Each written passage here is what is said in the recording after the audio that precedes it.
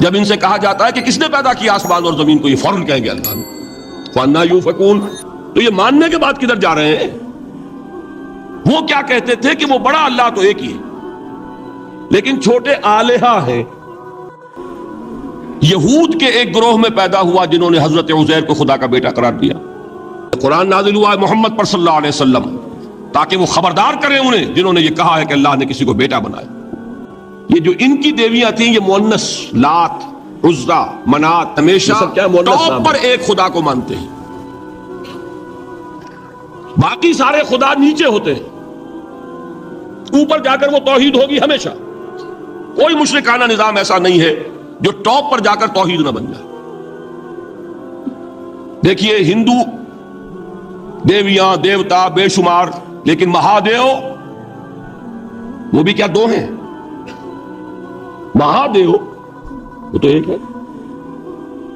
انگریزی میں God's goddesses, لیکن وہ چھوٹے جی سے لکھے جائیں گے، چھوٹے جی سے لکھے جانے والے گاڈز اینڈ گاڈیسز۔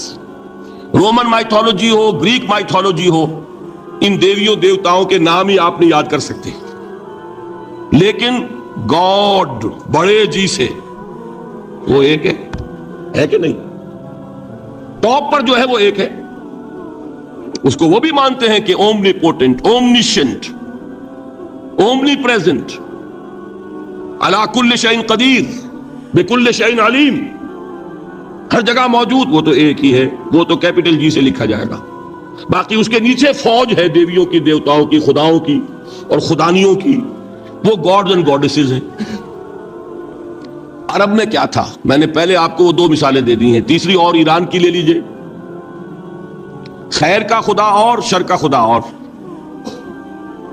ایک یزداں ایک اہرمن، ٹھیک، سنویت ہو گئی نا، دو خداؤں کو مانا، لیکن وہی ہیں جو خدائے خدائے گاں، خداؤں کا خدا، اس کو ایک ہی مانتے ہیں۔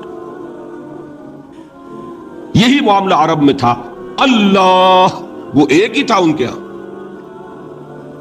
قرآن میں آتا ہے ان سے پوچھئے وَلَئِن سَأَلْتَهُم مَّنْ خَلَقَ السَّمَاوَاتِ وَالْأَرْضَ لَيَقُولُنَّ اللَّهُ، جب ان سے کہا جاتا ہے کہ کس نے پیدا کیا آسمان اور زمین کو، یہ فوراً کہیں گے اللہ نے۔ فَأَنَّىٰ يُؤْفَكُونَ، تو یہ ماننے کے بعد کدھر جا رہے ہیں؟ وہ کیا کہتے تھے کہ وہ بڑا اللہ تو ایک ہی ہے، لیکن چھوٹے آلہہ ہیں۔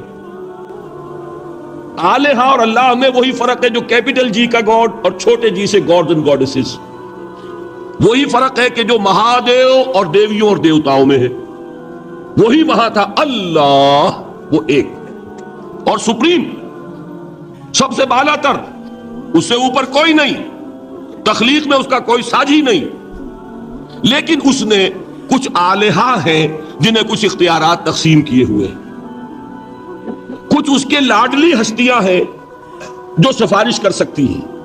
بس یہ شرک تھا مشرکین مکہ کا۔ بات سمجھ رہے ہیں؟ اس کا جائزہ لیں گے تو آپ کو، اور جو آج شرک کی اقسام میں بیان کروں گا اس کو ہاتھ میں لیں گے تو کسی موحد کا تلاش کرنا مشکل ہو جائے گا۔ ڈھونڈ اب ان کو چراغ رخ زیبا لے کر، آج جن کا نام مسلمان ہے ان کی اکثریت کسی نہ کسی نوع کے شرک میں مبتلا ہے۔ اب آئیے اقسام شرک۔ اقسام شرک میں بھی وہی کیفیت ہے جو نفاق کے بارے میں نے عرض کی تھی کہ ایک تقسیم یہ ہے جو علماء نے کی ہے، ایک ہے عقیدے کا نفاق، ایک ہے عمل کا نفاق۔ اسی طرح ایک ہے عقیدے کا شرک، ایک ہے عمل کا شرک۔ عقیدے میں نہیں، عمل میں ہے۔ ایک تقسیم آپ نے سنی ہوگی شرک جلی، شرک خفی، ایک ہے ننگا شرک، کھلم کھلا شرک، ایک ہے چھپا ہوا شرک جو نظر نہیں آتا۔ لیکن ایک مغالطہ اپنے دل سے نکال دیجئے، بعض لوگ شرک خفی کو شرک نہیں سمجھتے، یہ بہت بڑی غلطی ہے۔ اگر وہ شرک نہ ہوتا تو حضور اسے شرک نہ کہتے، کوئی اور لفظ، عربی زبان کا دامن جو ہے محدود نہیں ہے، پھر اس کے لیے کوئی اور لفظ اختیار فرمایا جاتا ہے وہ شرک۔ لیکن ایک شرک ہے جلی جو نمایاں ہے، نظر آ رہا، ایک ہے شرک خفی جو نظر نہیں آ رہا، اور وہ کتنا خفی ہو سکتا ہے اس کی ایک مثال دی حضور نے۔ شرک خفی اتنا خفی ہو سکتا ہے، ذرا مبالغہ دیکھیے جو حضور نے بات کو سمجھانے کے لیے مثال میں جو مبالغہ اختیار فرمایا۔ ایک سیاہ اندھیری رات میں ایک سیاہ پتھر پر ایک سیاہ چونٹی کو رینگتے ہوئے دیکھنا جتنا مشکل ہے اتنا ہی شرک خفی کا پہچاننا مشکل ہے. بتائیے، آپ نے فرمایا انا افصح العرب، میں عرب کا فصیح ترین انسان ہوں. اس سے آگے کوئی مثال دی جا سکتی ہے؟ اندھیری رات، تاریک رات، پتھر سیاہ، چونٹی سیاہ، کون دیکھ سکتا؟ جتنا اس کو دیکھنا ناممکن ہے اتنا ہی شرک خفی کا پہچاننا مشکل ہے. گویا کہ اس سے تو اللہ ہی بچائے گا تو انسان بچے گا. ایک آخری بات تمہیداً اور عرض کر دوں، پھر میں چلوں گا اقسام پر. میری جو باتیں آپ کے سامنے آئی اس سے ایک منطقی نتیجہ نکلتا ہے. کوئی شخص اگر حقیقتاً شرک سے بچ جائے، واقعتاً شرک سے بچ جائے، ہر قسم سے بچ جائے، اس سے بھی اوپر کوئی انسان ہوگا. گویا کہ یہ آخری منزل ہے. یا یوں کہیے کہ جس شخص کے بارے میں اللہ تعالیٰ یہ مان لے کہ میرا یہ بندہ شرک سے بری ہے، اس سے بڑی سند کوئی ہے؟ دی ہائیسٹ ٹیسٹیمونیل، سب سے بڑی سند، سب سے بڑی تعریف جو بندے کی ہو سکتی ہے وہ کیا ہے؟ یہ مشرک نہیں. یہی وجہ ہے، دیکھیے آپ قرآن مجید میں حضرت ابراہیم کے ذکر میں دیکھیں گے، ابراہیم کا مقام کیا ہے؟ خلیل اللہ، ابو الانبیاء، امام الناس. تین نسبتیں ہیں، تینوں بڑی عظیم. اللہ کے ساتھ نسبت کیا ہے؟ خلیل. واتخذ اللہ ابراہیم خلیلا. ابو الانبیاء، کتنے نبی ہیں ان کی نسل میں؟ اسحاق اور اسماعیل سے چلیے، پھر یعقوب اور یوسف، اور پھر چلیے موسیٰ اور ہارون، اور پھر چلیے سارے انبیاء بنی اسرائیل کے، حضرت عیسیٰ، پھر یہاں تک کہ محمد الرسول اللہ کس کی اولاد ہے؟ ابراہیم کی. ابو الانبیاء. اور نمبر 3، انی جاعلک للناس اماما، امام الناس. اور قرآن میں جو سب سے بڑی سند انہیں دی جاتی ہے وہ کیا؟ وما کان من المشرکین. وہ ابراہیم مشرکین میں سے نہیں تھے. معلوم ہوا کہ یہ سب سے بڑی سند ہے، سب سے بڑا سرٹیفکیٹ ہے، سب سے بڑا ٹیسٹیمونیل ہے جو اللہ کی طرف سے کسی کو مل جائے. میں جو اقسام شرک بیان کرنا چاہتا ہوں تو میری تقسیم ذرا مختلف ہے. اب وہ ذرا اپنے ذہن میں وہ نقشہ بنا لیجئے، آپ بنایا کرتے ہیں. ایک اس کو پھر 3 میں تقسیم کیجئے. شرک کی 3 بڑی بڑی قسمیں ہیں. شرک فی الذات نمبر 1، شرک فی الصفات نمبر 2، شرک فی الحقوق نمبر 3. اور یہ میں عرض کر دوں آپ سے پہلے ہی، یہ مضمون بہت طویل ہے. میں آج صرف یہ کروں گا کہ خاکہ مکمل کر دوں. اب اس خاکے میں رنگ بھرنا، وہ تو ایک موضوع پر شرک فی الذات پر پوری تقریر ہونی چاہیے، شرک فی صفات پر ہونی چاہیے. ایک ایک گھنٹے کے میرے 6 کیسٹ ہیں اللہ کے فضل و کرم سے، جو کئی سال سے وہ پھیل رہے ہیں. 6 گھنٹے میں نے ان چیزوں کو بیان کیا. وہ موجود ہوں گے، لیکن آج وہ خاکہ ذہن میں بنا لیجئے، اور کچھ آپ کو الجبرے کے فارمولے ہاتھ میں آ جائیں تاکہ خود آپ میں صلاحیت پیدا ہو جائے پرکھنے کی کہ اس فارمولے کو اپلائی کر کے دیکھ لیں یہ شرک ہے یا نہیں. یہ 2 کام تو میں انشاءاللہ آج کر دوں گا، آپ مطمئن رہیں. باقی یہ کہ تفصیل، وہ تو ہر سلسلے میں تفصیل پھر بہت ہوگی. وہ شوق ہو تو وہ کیسٹ آپ سنیے. تو 3 تقسیمیں ہو گئی. شرک فی الذات، اللہ کی ذات میں کسی کو شریک کر دینا، یہ سب سے زیادہ نمایاں، سب سے زیادہ جلی، سب سے زیادہ عریاں، اور اللہ تعالیٰ کو سب سے زیادہ مبغوض اور ناپسند شرک ہے. شرک فی الصفات نمبر 2، یہ ایک علمی مسئلہ ہے جس میں آدمی ٹھوکر کھا جاتا ہے اگر محتاط نہ ہو. بڑے سے بڑے آدمی کو ٹھوکر لگ جائے گی. اس کا میں فارمولہ صرف آپ کو دوں گا، وہ ذہن میں رکھ لیجئے، پھر جہاں چاہیں اپلائی کیجئے، انشاءاللہ تعالی آپ کو ٹھوکر نہیں لگے گی. شرک فی الحقوق، اسی کا دوسرا نام شرک فی العبادت ہے. اللہ کا حق کیا ہے بندے پر؟ بندہ اللہ کی عبادت کرے. لیکن اس کو 5 اس کے مظہر ہیں، وہ ان میں گن کر بتا دوں گا کہ یہ شرک فی العبادت ہے. شرک فی العبادت کی اکثر شکلیں وہ ہیں کہ جو عملی شرک علماء جسے کہتے ہیں، اور اس کی شکلیں وہ ہو جائیں گی جن کو شرک خفی کہتے ہیں. تو سب سے جلی شرک فی الذات، سب سے خفی شرک فی الحقوق یا شرک فی العبادت.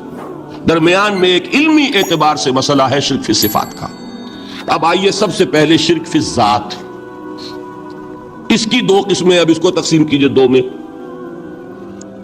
ایک قسم جو زیادہ جلی ہے، زیادہ عریاں ہے، زیادہ ننگی ہے، یہ عجب ستم ظریفی ہے تاریخ کی کہ وہ ان قوموں میں پیدا ہوئی جو اپنا تعلق رسولوں سے جوڑتی ہیں۔ کیا کہ کسی کو خدا کا بیٹا بنا دینا، بیٹی بنا دینا۔ اب ظاہر بات ہے بیٹا بیٹی بنا دینا بالکل ہم پلہ کر دیا کہ نہیں؟ نو وہی ہو گئی کہ نہیں؟ دیکھیے غور کیجئے، گدھے کا بیٹا گدھا ہوگا، گھوڑے کا گھوڑا ہوگا، خدا کا خدا ہوگا۔ انسانوں میں آ جائیے، سید کا بیٹا سید ہوگا، مغل کا بیٹا مغل ہوگا۔ یہ بالکل ہم کفو بنا دینے والی بات ہے، بالکل ہم پلہ، ہم جنس، ہم نوع۔ یہ بدترین شرک ہے۔ اور آپ کو معلوم ہے یہ شرک کن میں پیدا ہوا؟ یہود کے ایک گروہ میں پیدا ہوا جنہوں نے حضرت عزیر کو خدا کا بیٹا قرار دیا۔ قالت الیہود عزیر ابن اللہ۔ سب سے زیادہ پیدا ہوا عیسائیوں میں جنہوں نے حضرت مسیح کو خدا کا بیٹا قرار دیا۔ اور واقعہ یہ ہے کہ اس گمراہی میں ان سے آگے کوئی نہیں جا سکتا۔ ان بدبختوں نے یہاں تک صراحت کی ہے کہ مسیح خدا کا صلبی بیٹا ہے۔ اس لیے کہ دو لفظ آتے ہیں، ایک ہوتا ہے ابن، ایک ہے ولد، ان میں ذرا فرق ہے۔ ابن کا لفظ عربی زبان میں کسی اور سینس میں بھی استعمال ہوتا ہے۔ ابن السبیل کسے کہتے ہیں؟ مسافر کو۔ تو کیا وہ مسافر اور کیا وہ رستے کا بیٹا ہوتا ہے، سبیل کا بیٹا؟ ابن الوقت کسے کہتے ہیں؟ اپارچونسٹ۔ ابن الوقت کوئی اصول نہیں، گنگا گئے تو گنگا رام اور جمنا آئے تو جمنا داس۔ یہ کیا ہے؟ ابن الوقت۔ لیکن ابن کے معنی جو ہے وہ بیٹے کے بھی ہے، تو تعویل ہو سکتی ہے، لیکن انہوں نے ولد کہا ہے۔ ولد کسے کہتے ہیں؟ صلبی بیٹے۔ یہ بدترین شرک ہے۔ یہی وجہ ہے کہ قرآن مجید میں آپ دیکھیں گے کہ جتنا غضب اللہ کا ان پر بھڑکا ہے اس عقیدے پر، وَيُنذِرَ الَّذِينَ قَالُوا اتَّخَذَ اللَّهُ وَلَدًا۔ یہ قرآن نازل ہوا ہے محمد پر صلی اللہ علیہ وسلم تاکہ وہ خبردار کریں انہیں جنہوں نے یہ کہا ہے کہ اللہ نے کسی کو بیٹا بنایا۔ یہ سورہ کہف میں ہے، اور اگلی سورت سورہ مریم میں تو ایسا غضب اللہ کا ظاہر ہوتا ہے، وَقَالُوا اتَّخَذَ الرَّحْمَنُ وَلَدًا لَقَدْ جِئْتُمْ شَيْئًا إِدًّا تَكَادُ السَّمَاوَاتُ يَتَفَطَّرْنَ مِنْهُ وَتَنشَقُّ الْأَرْضُ وَتَخِرُّ الْجِبَالُ هَدًّا أَن دَعَوْا لِلرَّحْمَنِ وَلَدًا وَمَا يَنبَغِي لِلرَّحْمَنِ أَن يَتَّخِذَ وَلَدًا۔ انہوں نے کہا کہ رحمان نے کسی کو بیٹا بنایا۔ تم بہت بڑی گستاخی کی بات کر رہے ہو، تمہاری اس گستاخی کی وجہ سے آسمان پھٹ پڑنے کو ہے، زمین شق ہو جانے کو ہے، اور قریب ہے کہ پہاڑ ایک دھماکے کے ساتھ گر جائیں، کہ انہوں نے خدا کے لیے بیٹا تصنیف کر دیا۔ حالانکہ اللہ رحمان، اس کی شان اس سے بہت بلند و بالا ہے کہ اس کے کوئی بیٹا ہو۔ اس کی وجہ بھی سمجھ لیجئے کہ بیٹے کی ضرورت کسے ہوتی ہے؟ جو خود فانی ہو۔ کیوں ہے آپ کو طلب بیٹے کی؟ ہم نہ ہوگے ہمارا نام زندہ رہے گا۔ یہ ایک اٹرنل ہونے کی خواہش ہے، انہیرنٹ، نام چلے گا۔ اسی لیے بیٹی سے آدمی سمجھتا ہے کہ نام نہیں چلتا۔ یہ طلب جو ہے بیٹے کی کیوں ہے؟ بیٹے سے نسل چلتی ہے۔ اس کی ضرورت کس کو ہے؟ جو خود فانی ہے۔ وَمَا يَنبَغِي لِلرَّحْمَنِ أَن يَتَّخِذَ وَلَدًا، جو خود باقی ہے ہمیشہ کے لیے، اس کو کوئی احتیاج نہیں۔ تو آپ نے بات سمجھ لی، میں بہت مختصر بات کروں گا آج۔ اسی طریقے سے حضرت ابراہیم کی نسل سے تھے جو مکے کے لوگ اور عرب کے لوگ، بنی اسماعیل، جو موحد کامل تھا ابراہیم، جس کو اتنی مرتبہ سند ملی وما کان من المشرکین، ان کی نسل میں وہ لوگ تھے جنہوں نے فرشتوں کو خدا کی بیٹیاں بنا دیا۔ یہ جو ان کی دیویاں تھیں یہ مؤنث، لات، عزا، منات، یہ سب کیا مؤنث نام ہے۔ انہوں نے یہ کہا کہ فرشتے جو ہیں وہ خدا کی بیٹیاں۔ اصل میں عقیدہ کیسے ہوتا ہے؟ انہوں نے کہا بڑے لاڈلے ہیں، لاڈلی ہوتی ہے بیٹی بہت زیادہ، تو یہ خدا کی بیٹیاں ہیں. ہوتے ہوتے ان کا یہ عقیدہ ایسا پکا ہوا کہ بجائے استعارے کے اب انہوں نے حقیقت بنا دیا یہ خدا کی بیٹیاں. ان پر قرآن مجید نے کئی جگہ پر ذرا ایک لطیف انداز میں تنزیہ پیرائے میں بھی کہا ہے کہ بھائی تم نے خوب کیا. انہوں نے الاٹ کیا تو بیٹا تو کیا, تم نے اللہ کو الاٹ کی تو بیٹیاں کی جو تمہیں خود پسند نہیں. الکم البنون, تمہارے لیے بیٹے ہوں, وَلَهُ الْبَنَاتُ, اور اس کے لیے بیٹیاں. تو یہ تو ذرا ایک لطیف انداز ہے, تنزیہ پرایا ہے. لیکن ان تینوں کو اب آپ ایک جگہ کر لیجئے. بیٹا بیٹی قرار دینے کا شرک, یہ کیا ہے؟ شرک فی الذات, ہر اعتبار سے اللہ کا مثل بنا دینا, ہم کف بنا دینا, ہم پلہ بنا دینا, ذات میں شریک کر دینا. یہ بدترین شرک ہے. یہی وجہ ہے, دیکھیے قرآن مجید کی عظیم ترین سورت کون سی ہے؟ سورہ اخلاص, جو 1/3 قرآن کے مساوی حضور نے قرار دیا, جس کو ثلث سے قرآن کے مساوی, وہ در حقیقت اسی شرک کی نفی پر ہے. قل هو اللہ احد اللہ الصمد لم یلد ولم یولد ولم یکن لہ کفوا احد.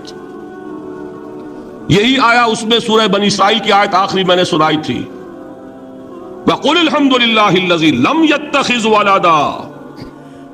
کہو کہ کل شکر اور کل تعریف اس اللہ کے لیے جس نے کسی کو اپنا بیٹا بیٹی نہیں بنایا. ولد دونوں پر جاتا ہے, اولاد جیسے آپ کہتے ہیں, اولاد بیٹا بیٹی شریک ہوتے ہیں, نہ اس کا کوئی بیٹا نہ اس کی کوئی بیٹی, نہ وہ جنا گیا نہ اس نے کوئی جنا. ایک قسم تو یہ ہوئی شرک فی الذات کی. دوسری قسم کیا ہے؟ یہ ان مذاہب میں ہوئی ہے جو نبیوں اور رسولوں کی طرف نسبت نہیں رکھتے بلکہ فلسفیانہ مذاہب ہیں. ہندوستان کے اکثر مذاہب فلسفیانہ ہیں. فلسفیانہ مذاہب میں یہ شرک فی الذات کس شکل میں پیدا ہوا؟ 2 شکلیں پیدا ہوئی. ایک ہماؤست اور ایک حلول. حلول کیا ہے؟ اللہ نے کسی انسان کے اندر اپنے آپ کو حل کر دیا, انسانی شکل میں وہ خود ظاہر ہو گیا. اوتار کا عقیدہ, انگلش میں گاڈ انکارنیٹ. عیسائیوں میں بھی حضرت مسیح کو گاڈ انکارنیٹ بھی قرار دیا جاتا. خود خدا نے یہ شکل اختیار کر لی. رام چندر جی ہوں, کرشن جی مہاراج ہوں, کیا ہے یہ؟ اوتار ہیں. اللہ نے ان میں حلول کیا یا اللہ نے ان کی شکل میں ظہور کیا. سمجھ میں آ گیا؟ اور ایک عقیدہ کیا ہے؟ یہ بڑا فلسفیانہ مسئلہ ہے, دیکھیے بڑا ٹیڑھا مسئلہ ہے یہ, لیکن میں اس وقت اس کی تفصیل میں نہیں جاؤں گا, بہت باریک باتیں ہو جائیں گی. مسئلہ کیا ہے کہ اگر خدا کو مان لے تو پھر سوال یہ ہے کہ خدا نے اس کائنات کو کیسے پیدا کیا. یہ ایک سوال آتا ہے ذہن میں, جس کے نہیں آتا وہ کہے گا پاگل پن ہے, خامخواہ اس پر کیوں سوچتے ہیں. لیکن جس کے ذہن میں سوال آ گیا اس کے لیے بڑی مصیبت ہو جاتی. وہ تو سوچتا ہے, انسان کا اختیار نہیں ہوتا اپنے ذہن پر. وہ لاکھ روکے اسے مت سوچو, وہ اور سوچے گا. یہ مصیبت ہے فلسفیوں کی. کیسے پیدا کی؟ اب ایک تصور تو یہ ہے کہ جیسے یہ میز ہے, بڑھئی نے بنایا اس کو, بڑھئی علیحدہ ہے, میز علیحدہ ہے. لیکن اس میں یہ بات ماننی پڑے گی کہ پہلے کوئی چیز تھی جس سے میز بنائی. لکڑی تو تھی نا, اس سے میز بنائی. لہذا ہندوؤں میں ایک عقیدہ یہ ہے کہ خدا بھی قدیم, مادہ بھی قدیم. خدا نے اس مادے سے یہ شے بنا دی, مادے سے یہ بنا دی. وہی مٹی کی تغاری ہوتی ہے, کمہار اس سے کوئی رکابی بنا دیتا ہے, کوئی وہ ہنڈیا بنا دیتا ہے, کوئی گھڑا بنا دیتا ہے. مٹی تو ہے نا پہلے. تو مادہ بھی قدیم, خدا بھی قدیم, اور مادے سے خدا نے یہ شکلیں بنا دی. ٹھیک, یہ بھی سنویت ہو گئی, توحید تو ختم ہو گئی. تو جن لوگوں کا ذہن تھا توحیدی لیکن اس مسئلے میں الجھ گئے, انہوں نے ایک اور شکل تجویز کی کہ خدا خود ہی اس شکل میں تبدیل ہو گیا. کیسے؟ جیسے برف پگھلتی ہے تو پانی بن جاتا ہے. پانی کہاں سے آیا؟ برف سے. اب کوئی پوچھے برف کہاں ہے؟ بھائی یہی پانی ہے, یہی برف ہے یا نہیں؟ اسی پانی کو آگ کے اوپر آپ نے رکھ دیا, وہ بھاپ بن گئی. اب آپ کہیں برف کہاں ہے, پانی کہاں ہے؟ یہی بھاپ جو ہے یہی در حقیقت پانی ہے, یہی بھاپ جو ہے یہی برف ہے. یہ ہے وہ ہماؤس پینتھیزم جس کو انگریزی میں کہتے ہیں، کہ خود خدا نے روپ دھار لیا اس کائنات کا۔ یہ دو فلسفے ہیں۔ کیا ہے یہ؟ بدترین شرک ہے۔ پہلی اگر شکل ہے تو وہ انسان خدا قرار پا گیا، جس کو اوتار مانا وہ خدا ہو گیا کہ نہیں؟ اور دوسری شکل میں تو ہر چیز ہی خدا ہے، یہ بھی خدا، یہ بھی خدا، پتھر بھی خدا، درخت بھی خدا، ہر چیز خدا۔ اس لیے کہ وہ برف پگھلی ہے تو پانی بنا ہے، وہ پانی چاہے زیر زمین آ رہا ہے، وہ پانی چاہے زمین کے اوپر دریا کی شکل میں آ رہا ہے یا زمین میں سوتے چل رہے ہیں، پانی تو وہی برف ہے جو پہاڑوں پر ہمالیہ پر پڑا ہوا ہے، وہی پگھل رہا ہے، یہ کچھ بن رہا ہے۔ یہ ہے شرک فی الذات کی دوسری قسم جو دنیا میں رہی، پینتھیزم اور انکارنیشن، یا حلول اور ہماؤست۔ سمجھ میں آگے؟ اب میں ایک بات آپ سے عرض کروں گا، اللہ کا اس امت پر بہت بڑا فضل ہے جس کا آپ کو شکر ادا کرنا چاہیے۔ اس نوع کے شرک سے یہ امت 15ویں صدی شروع ہو جانے کے باوجود تاحال بحیثیت مجموعی محفوظ ہے۔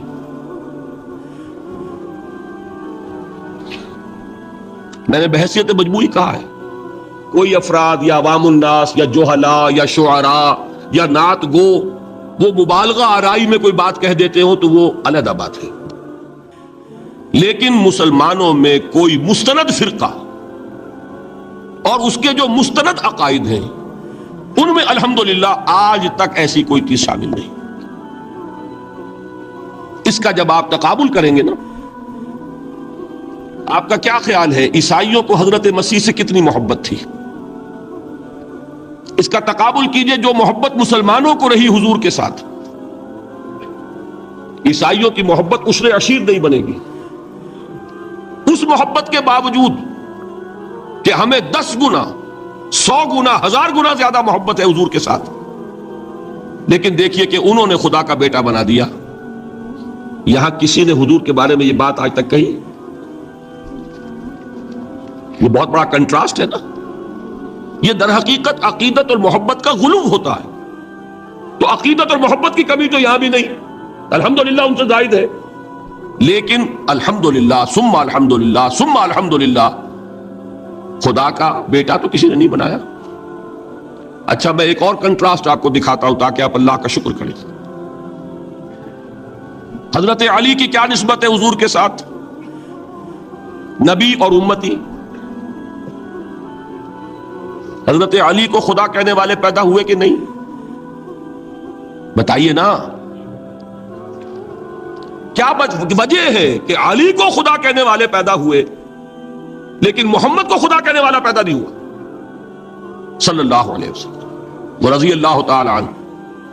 بہت اہم بات ہے، غور کیجئے گا اس میں۔ حالانکہ حضرت علی کا رتبہ کہاں، حضور کا کہاں؟ آج بھی آپ دیکھیے آپ کے جاہل عوام کے زبان پر نعرہ یا علی مدد کا ہوتا ہے، یا محمد مدد کسی نے کہا آج تک؟ یہ یا محمد لکھنے کے کام آتا ہے صرف، وہ مسجد پہ لکھ دو تاکہ پتہ چل جائے یہ فلاں فرقے کی مسجد ہے، دوسرا خود ہی بھاگ جائے وہاں سے۔ یہ صرف اس کام کے لیے ہے۔ باقی جہاں اصل میدان میں بات آتی ہے کوئی نعرہ لگاتا ہے یا محمد مدد، محمد کا رتبہ اونچا یا علی کا، تو ان سے کیوں نہیں مدد مانگی؟ یہ سوالات آپ کے سامنے رکھ رہا ہوں میں۔ پھر یہ کہ جس طریقے سے کہ غوث اعظم کو پکارا جاتا ہے، کیا محمد کو پکارا جاتا ہے؟ کیا نسبت ہے؟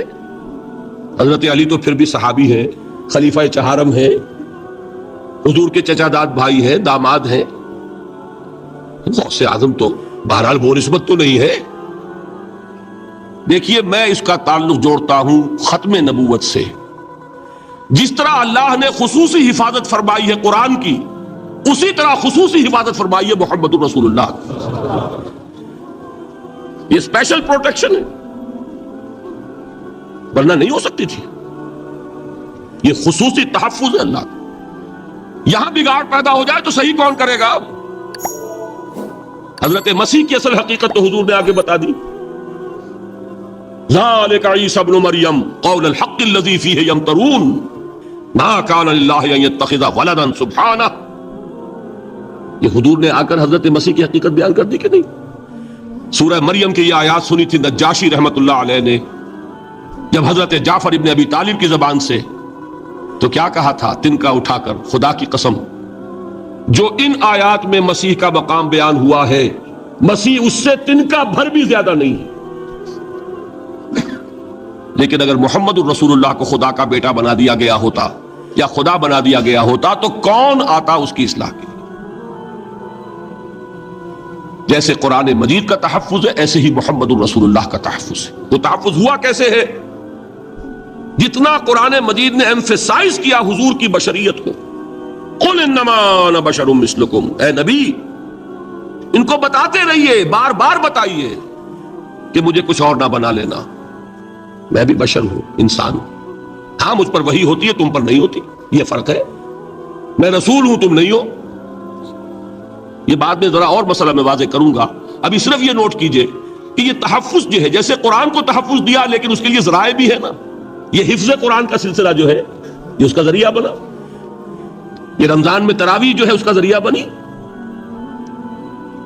ہمارے ملکوں کے اندر تو حفاظ کو مسجدیں نہیں ملتی، تلاش کرتے پھرتے ہیں. اور ایک جیسا کہ اینول جشن ہوتا ہے قرآن مجید کا، ہر حافظ اپنا حفظ تازہ کر رہا ہے، حفاظ لگے ہوئے ایک دوسرے کے ساتھ تازہ کرنے میں. یہ ذریعہ ہے اللہ تعالیٰ نے کہ جس کے ذریعے سے قرآن کو محفوظ کیا. تو حضور کو جو حفاظت دی اس کا ایک طریقہ کیا ہوا؟ قرآن مجید میں حضور کی بشریت کا نمایاں کرنا، اور دوسرا یہ کہ خود حضور نے ایسی باریک بینی سے روکا.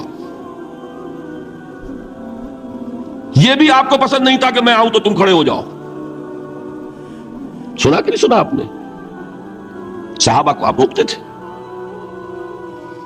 ایک صحابی کی زبان سے نکل گیا ما شاء اللہ و ما شئت، جو اللہ چاہے اور جو آپ چاہیں.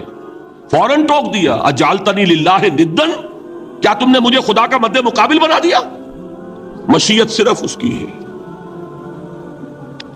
یہ روک ٹوک یہ وہ چیزیں ہیں کہ جس کی بنا پر اللہ نے تحفظ عطا فرمایا. یہ جو آپ نے فرمایا میری قبر کو کسی جلسے اور جشن کا مرکز نہ بنا لینا، فرمایا کہ نہیں فرمایا؟ اللہ تعالیٰ لعنت فرمائے بنی اسرائیل پر کہ انہوں نے اپنے نبیوں کی قبروں کو وہ میلہ گاہ بنا لیا. یہ ساری وہ ہے، یہ تحفظات ہیں، یہ بچاؤ ہے، یہ امت کو متنبع کیا جا رہا ہے. یہ محبت اور عقیدت کا غلو جیسے پہلے ہوا، یا اہل کتاب لا تغلو فی دینکم، اے کتاب والو اپنی دین سے غلو سے کام. یہ غلو محبت، غلو عقیدت ہے جس کی بنا پر وہ خدا کے بیٹے بنا دیے گئے. اور اگر وہ ہوتا یہاں اللہ تھا نہ معلوم اللہ کے برابر کس طریقے سے حضور کو، لیکن قرآن نے خود حضور نے جس کا ظہور ہم دیکھ رہے ہیں اللہ کے فضل سے. یہ امت کا حال بحیثیت مجموع. البتہ دیکھیے شاعروں کی باتیں اور ہوتی ہیں اور عوام کی اور واعظوں کی اور لاکھوں کی باتیں ہوتی ہیں وہ اور. میں جس چیز کی نفی کر رہا ہوں وہ علماء کی بات ہے. شاعروں کا تو قرآن مجید کے اندر پوری بھاڑا پھوڑ دیا اللہ نے. والشعراء یکتبهم الغاوون الم تر انهم فی کل واد یہیمون انهم یقولون ما لا یفعلون.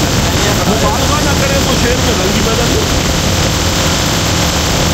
کچھ شعر کا ہے وہ کہنا ہے نظر کا بھائی مبالغے سے اس کے حساب وہ مبالغے ہمارے شاعروں نے ہمارے بات بول کیے اور اس میں اللہ تعالیٰ انہیں معاف کرے. بالکل خطار کا الفاظ بھی استعمال کرتے ہیں. وہی جو مستوی اشقا خدا ہو کر اتر پڑا ہو مدینے میں مصطفیٰ ہو کر. بتائیے رام چندر جی کے بارے میں جو عقیدہ ہے اب کیا فرق رہ گیا؟ بال برابر فرق نہیں آ سکتا اور گفتے پیدا کرتے ہیں. مدینے کی مسجد میں اوپر کے اوپر بغیر عین کا عبادت ہم نے دیکھا. کیا بول گیا عرب میں سے عین کا کیا بنا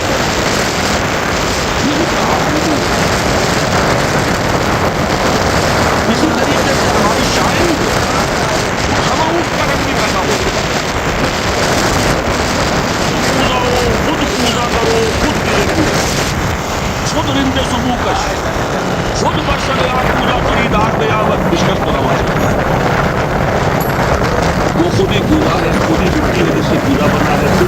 کا بنانے والا عرفان تو بڑے پیارے ہیں، بڑے مزیدار ہیں، ایک دفعہ بھائی میں آ جاتا، لیکن ہے کیا وہی ہے نا کہ وہی جو برف تھا پگھل کر پانی بن گیا. خود کودا ہو، خود کودا کرو، خود گلے کودا، خود رندے سے منہ کش، خود ہی اس کودے میں شراب ڈال کے پیتا بھی ہے، خود ہی مٹی ہے، خود ہی وہ بنانے والا ہے، خود ہی کودا ہے، خود ہی اس میں شراب ڈال کے پیتا ہے، اور خود ہی اس کودے کو توڑ کر اندر آتا ہے. جو چاہے کریں، لیکن یہ کہ اس کا ڈاڑے مل گئے کہ نہیں اسی ہم اس سے. لیکن یہ کسی مفتی کی بات ہے کیا؟ کسی ائمہ دین میں سے کسی کا قول ہے؟ بھائی شاعروں کی باتیں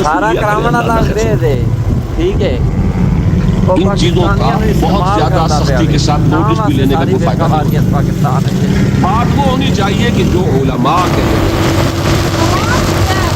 مستند عقائد جو ان کی کتابوں میں درج ان سے بات، تو یہ چیزیں یہ گمراہیاں آئی ہیں، لیکن الحمدللہ ثم الحمدللہ کہ یہ عوام میں ہے، جہلاء میں ہے، شعراء میں، نعت گو میں، یہ کسی بھی مستند دینی فرقے کے مستند علماء میں یہاں البتہ ایک مسئلہ جو ہے نور اور بشر کا وہ ذرا تھوڑا سا میں حل کر دوں. آج آپ سمجھتے ہوں گے لا ینحل ہے.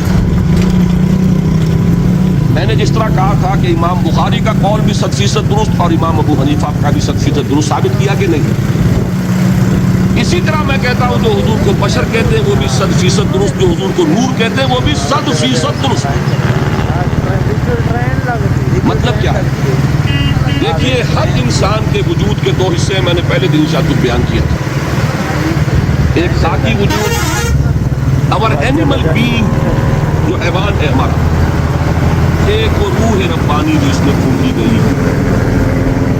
آدم میں جب وہ روح پھونکی گئی تب وہ مسجود بنائی گئی.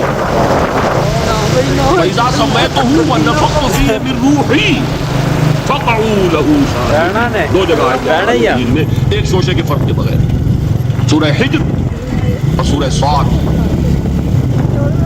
جب میں اس کو پوری طرح تیار کر لوں اور اس میں اپنی روح میں سے پھونک دوں تو پھر پڑھنا اس کے سامنے سے.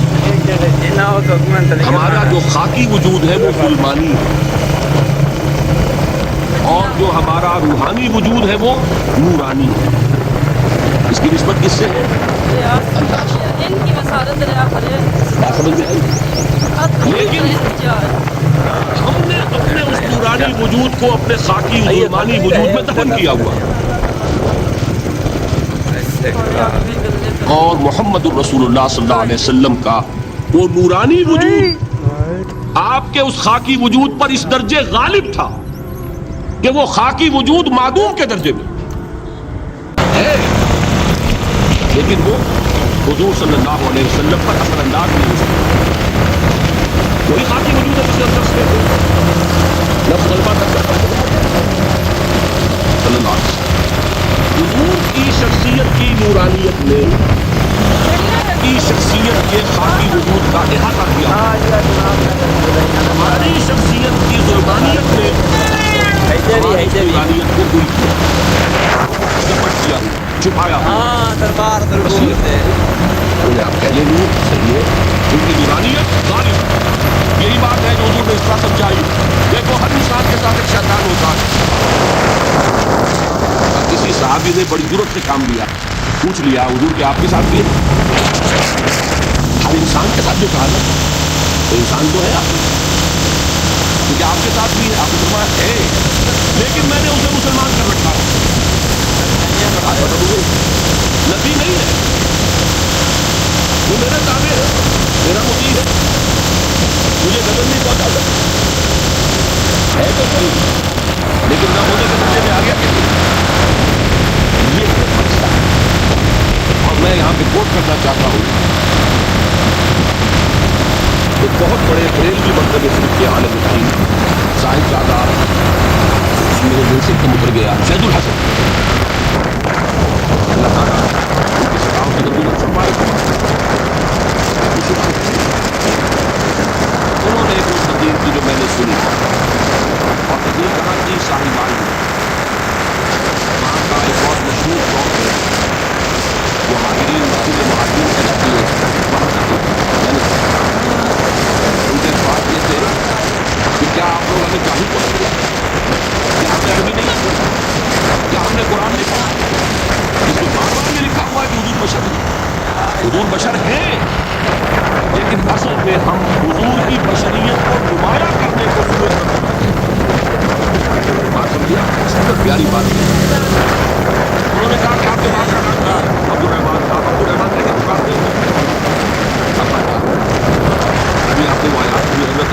آپ نے مشرق باپ کو یا بڑا پیارا ترجمہ کیا نام لے آپ کے باپ کا نام ہے نام نہیں لیتے آپ کیوں ادب اسی وجہ سے ہم در حقیقت حضور کی بشریت کو نمایاں کرنے کو سوء ادب سمجھتے ہیں ورنہ کوئی ہم جاہل ہیں ہمیں ابھی ہم نے قرآن نہیں جانتے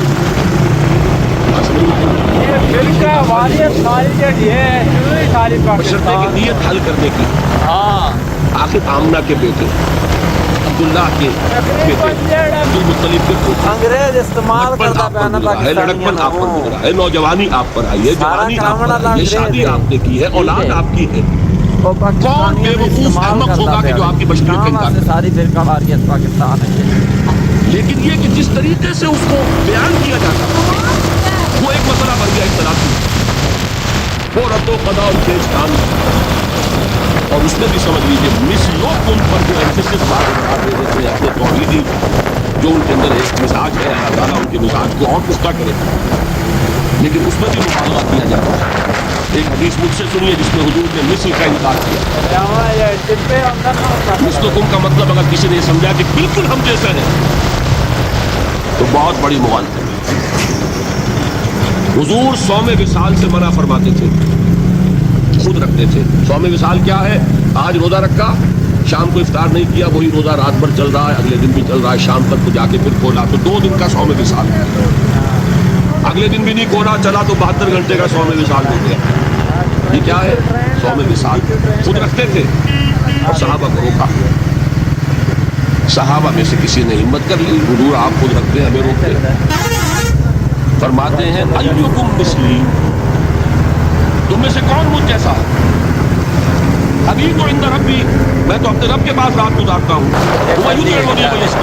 وہ مجھے کھلاتا ہے پلاتا ہے بتائیے کون ہے جو اس کا دعویٰ کرے گا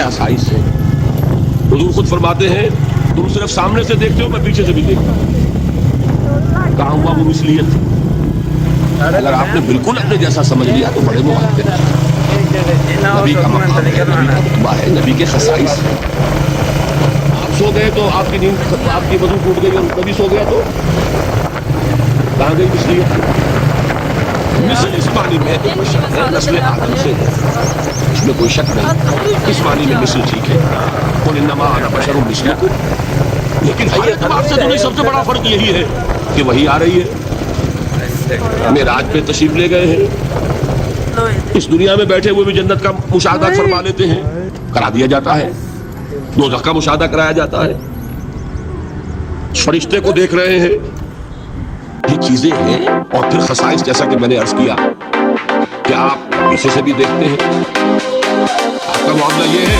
کہ آپ اگر سو جائیں تو آپ کا وضو نہیں ختم ہوگا ساری چیزیں جو ہیں ان سب کو بیلنس کی جائے تو معلوم ہوگا کہ آپ بشر بھی ہیں 100% درست لیکن آپ کی وہ نورانیت آپ سراج منیر ہدایت کا روشن چراغ آپ کی جو روح انور ہے وہ آپ کے اس جسدی وجود پر اس طریقے سے حاوی ہے کہ گویا کہ اس نے اس کی ظلمانیت کو ختم کر کے رکھ دیا اس معنی میں کوئی کہے نور مجسم تو مجھے کوئی اعتراض نہیں یہ ہے ان چیزوں کو جمع کرنے کی شکل خام خواہ کی کھینچتان کے سوا کچھ نہیں بہرحال یہ پہلا حصہ ختم ہوا شرک فی الذات اب آئیے شرک فی الصفات میں نے عرض کیا تھا کہ یہ ایک بڑا علمی مسئلہ ہے اور اس میں ٹھوکر لگ جاتی ہے وجہ کیا ہے اس کو سمجھ لیں بنیادی بات ہماری زبان جو ہے وہ بہت محدود ہے ہماری ہی زبان ہے جسے اللہ نے ذریعہ بنایا اپنی ہدایت کا ورنہ ہمارے پلے نہ پڑتی بات ظاہر ہے نا لیکن ہماری زبان کی محدودیت ہے اس محدودیت کا ایک مظہر یہ ہے کہ ہم جو الفاظ اللہ کے لیے بطور صفت استعمال کرتے ہیں وہی الفاظ مخلوقات کے لیے بھی کر لیتے ہیں اللہ موجود ہم بھی موجود اللہ زندہ ہم بھی زندہ اللہ علیم تو انسان علیم بھی علیم نہیں علامہ بھی ہے ہے کہ نہیں؟ یہ تو بڑا مبالغے کا لفظ ہے. انسان علامہ ہے کہ نہیں؟ اللہ دیکھتا ہے، بصیر ہے، ہم بھی بصیر ہیں. اللہ سنتا ہے، سمیع ہے، ہم بھی سنتے ہیں. اللہ کو قدرت حاصل ہے، کچھ ہمیں بھی حاصل ہے. ایک مکہ مارا تھا حضرت موسیٰ نے، جان نکال دی تھی کہ نہیں؟ ہے نا کچھ نہ کچھ. اللہ چاہتا ہے، ہم بھی چاہتے ہیں. اسی دیکھیے چاہت میں وہ ہو گیا تھا جس پر روک دیا حضور نے. ما شاء اللہ وما شئت اجعلتنی للہ ندا، کیا تم نے مجھے اللہ کا مد مقابل بنا دیا؟ دھوکہ ان الفاظ کے اشتراک کی وجہ سے لگ جاتا. بات سمجھ میں آئی؟ اب اس میں فارمولہ میں نے عرض کیا تھا کہ ایک نوٹ کر لیں تو مسئلے سارے حل ہو جائیں. جب ہم کوئی لفظ بطور صفت اللہ کے لیے بولتے ہیں اور اسی لفظ کو مخلوق میں سے کسی کے لیے بولتے ہیں، مخلوق میں سب آ گئے، جمادات، حیوانات، انسان، اولیاء اللہ، فرشتے، انبیاء، رسول، سب مخلوق تو ہے نا. تو کل مخلوقات کو جب ہم ایک لفظ بطور صفت استعمال کریں گے اللہ کے لیے اور اسی لفظ کو استعمال کریں گے بندوں کے لیے، تو ان میں 3 فرق ہیں جو ذہن میں رہنے چاہیے. گن کر یاد کیجئے. اللہ کی ذات قدیم ہے، ہمیشہ سے ہے. اسی طرح اس کی صفت بھی قدیم ہے، ہمیشہ سے ہے. مخلوقات حادث ہیں، ان کی صفات بھی حادث ہیں. حادث قدیم کے مقابلے میں کہ پہلے نہیں تھی پھر ہو گئی. ایک فرق. اللہ کی ذات از خود ہے، کسی اور نے تو اس کو وجود نہیں بخشا نا. اللہ کا وجود از خود ہے، ذاتی ہے. اسی طرح اس کی صفات ذاتی ہیں، کسی اور کی عطا کردہ نہیں ہے. مخلوق کوئی ہو کسے باشد، ان کا وجود ذاتی نہیں، عطائی ہے. اللہ نے دیا تو وجود ملا. اسی طرح ان کی صفات عطائی ہیں، ذاتی نہیں. 2 فرق ہو گئے. اللہ کی ذات مطلق ہے، لا محدود. اسی طرح اس کی صفات مطلق ہیں، لا محدود. مخلوق کی ذات محدود کسے باشد، صفت بھی محدود. 3 فرق ہے. ذاتی، عطائی، قدیم، حادث، لا محدود، محدود. 3 فرق ذہن میں رہیں تو جو صفت بھی آپ اب بولیں گے اس پہ یہ تینوں باتیں ذہن میں رہیں. سمجھ میں آ گئی بات؟ اب اس کا اطلاق کیجئے تو یہ علم غیب کا مسئلہ حل ہو جائے گا. یہ بھی لا ینحل سمجھا جاتا ہے نا. علم کسی کا بھی ہو، انسان، فرشتہ، اولیاء، انبیاء، رسول، حضور صلی اللہ علیہ وسلم، کسی کا بھی حادث ہے، قدیم نہیں ہے. عطائی ہے، ذاتی نہیں ہے. محدود ہے، لا محدود نہیں ہے. 3 باتیں مان لیں، شرک نہیں ہوگا. ان میں سے ایک کو ساقط کر دیں، شرک ہو جائے. آئی بات سمجھ میں؟ اللہ کی قدرت ذاتی ہے، عطا کردہ نہیں. مخلوق میں جس کو قدرت حاصل ہے وہ عطائی ہے، ذاتی نہیں. اللہ کی قدرت لا محدود، یفعل ما یشاء فعال لما یرید علی کل شیء قدیر. ہم مخلوق کوئی بھی ہو اس کی قدرت محدود. اللہ کی قدرت جب سے وہ ہے ہمیشہ سے ہے، ہمیشہ سے قدرت بھی ہے. اور مخلوق میں سے قدرت یہ حادث ہے. تینوں چیزیں سامنے رہیں، شرک نہیں ہوگا. ایک چیز کی بھی کمی ہو گئی، شرک ہو جائے. یہ ساری صفات پر لے آئیے. اللہ کی حیات ذاتی، ہماری عطائی. لائی حیات آئے، قضا لے چلی چلے، اپنے بس میں نہ آنا تھا نہ جانا ہے. زندگی اس کی عطا کردہ ہے، جب چاہے لے لے. اللہ کی حیات بھی ایسی ہے کیا؟ ذاتی، الحی. ہماری حیات محدود، ویسے بھی محدود. موت آئے گی، شاید ختم ہو جائے. چلیے موت ختم نہیں کرتی، ہم سمجھتے ہیں کہ وہ ہماری ابدی ہے. محدود اس معنی میں تو ہے، کھانے کو نہ ملے تو کمزوری، ذرا کام کیا تو تکان، نیند بھی آ رہی ہے، اونگ بھی آ رہی ہے، اور اس کی حیات الحی القیوم لا تاخذہ سنۃ ولا نوم، حیات ذاتی ہے، لامحدود ہے اور قدیم ہے۔ یہاں حیات عطائی ہے اور حادث ہے اور محدود ہے، ساری صفات۔ اس کو ذہن میں رکھ لیجئے۔ تو اب دو مسئلے میں یہاں حل کر دوں۔ جو لوگ کہتے ہیں حضور کو علم غیب نہیں تھا، اور جو کہتے ہیں تھا، بدقسمتی سے دونوں نے ڈیفینیشن علیحدہ کر لی۔ جو ڈیفینیشن نفی کرنے والوں نے کی ہے اس کی وجہ سے، اس کے اعتبار سے واقعتاً نہیں تھا۔